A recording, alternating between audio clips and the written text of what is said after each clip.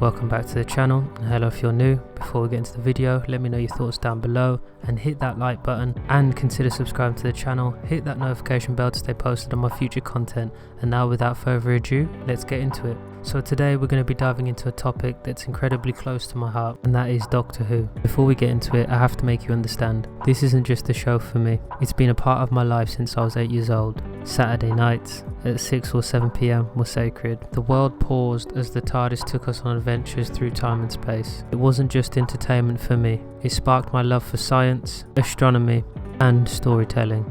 Growing up, Doctor Who was the gift that kept on giving. I vividly remember David Tennant's era, his charisma, his depth. It was mesmerizing. I rewatched his episodes countless times, even when he was no longer the Doctor. His passion and love for the role, you could feel it through the screen. How he revived the role from Christopher Eccleston is a huge reason as to why he'll always be my favourite Doctor. Then came Matt Smith, who I'll admit took some time for him to grow on me, but by the time I truly appreciated his take on the Doctor, he was gone. Peter Capaldi's tenure brought a darker, more introspective Doctor, and I was shocked at first, but I did like the complexity he brought to the role, as well as the direction of what the show was going into. The show kept evolving, yet it always retained its core essence. So I've been a fan of Doctor Who since I was 8. That's before what social media is today, before everyone had an opinion online, and before Twitter decided if a show lived or died. Doctor Who wasn't just a show, it was an event. Now going back to Peter Capaldi, that was a shock to the system.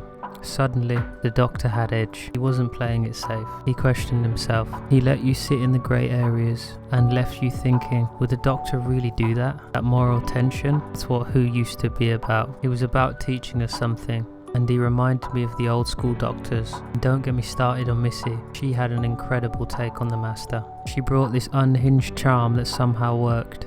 Honestly, I thought she should have been casted as the first female Doctor. Chemistry between the Doctor and the Master, real Doctor Who fans know. It's a back and forth and a constant battle of ideologies. Even Sacha Dhawan brought fire to the Master role later on, but the issue was, he felt too strong for Jodie's era. He was carrying episodes at times. When the villain is more captivating than the Doctor, that's a red flag. Then the dynamic had shifted. The Doctor felt sidelined in their own show, and the stories got weaker. And instead of building out from the myth, they collapsed it.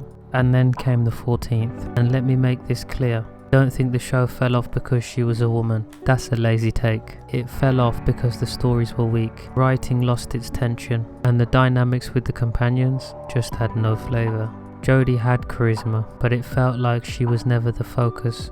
Her team had more screen time than the Doctor herself, and somehow, even with a bigger budget, the CGI looked worse than older seasons that had half the tech. Back to Sacha Dhawan, amazing actor, but he stole the show. He made Jodie's Doctor feel small, not in a clever calculated way, just badly matched energy. At this point it felt like Doctor Who had lost its identity. The Doctor stopped being the anchor, the show itself lost its heart. So fast forward to the Disney era, and suddenly Tennant's back. Instead of it feeling like a hype return, it felt like a safety net and a studio move.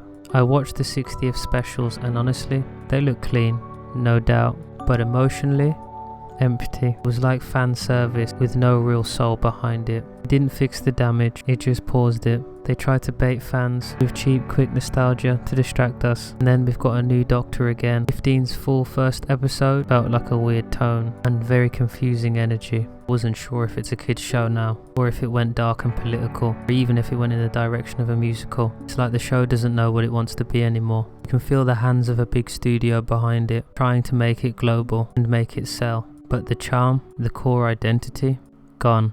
Now don't get me wrong, I want to be hopeful for what Russell T Davies is cooking up next. That man's got a legacy, in which it would be cool to cover the show. This whole era flip feels like BBC Damage Control with a Disney bow on top. It's like they tried to scrub away the mess instead of owning it and building something fresh from the ashes. But here's the wild part. Did you see what they did to the 15th Doctor? I had to go back and check some of that out. They had him partying in nightclubs with barely legal adults, high energy introductions, flashy costume changes. It's like they were desperate to rebrand the character for a TikTok generation. And then he's gone in under 2 years. What was all that hype about? It's like they knew the ship was sinking and threw everything at the wall hoping it would stick. Classic Disney influence. Oversaturate overpromise, and then bail. And honestly, it's insane how often that pattern repeats. You give them control of a legacy franchise and somehow it always ends with glitter, burnout, and broken fan bases. That's why I haven't watched Doctor Who in a while.